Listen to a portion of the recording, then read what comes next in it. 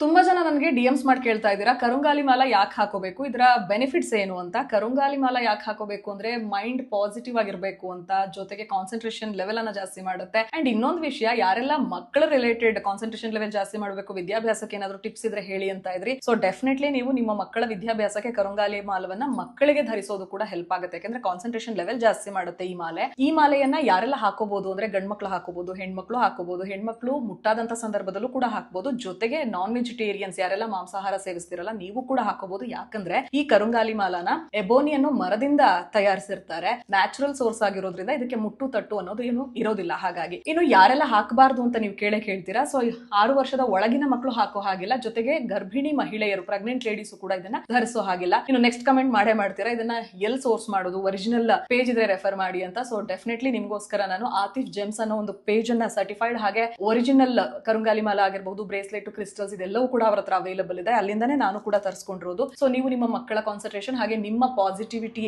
Mind set ಗೆ definitely ಇದನ್ನು order ಮಾಡ್ಕೊಂಡು ಯೂಸ್ ಮಾಡ್ತಾ ಬನ್ನಿ. ನಿಮ್ಗೂ ಕೂಡ ಒಂದು ಚೇಂಜಸ್ ಗೊತ್ತಾಗುತ್ತೆ. ಸೊ ಈ ಮಾಹಿತಿ ಯೂಸ್ಫುಲ್ ಅಂತ ಅನ್ಸಿದ್ರೆ ಇನ್ನೊಂದಷ್ಟು ಜನರಿಗೆ ಶೇರ್ ಮಾಡಿ, ಹಾಗೆ ನನ್ನನ್ನು ಫಾಲೋ ಮಾಡಿ ಸಪೋರ್ಟ್ ಮಾಡೋದು ಕೂಡ ಮರಿಬೇಡಿ. Thank you.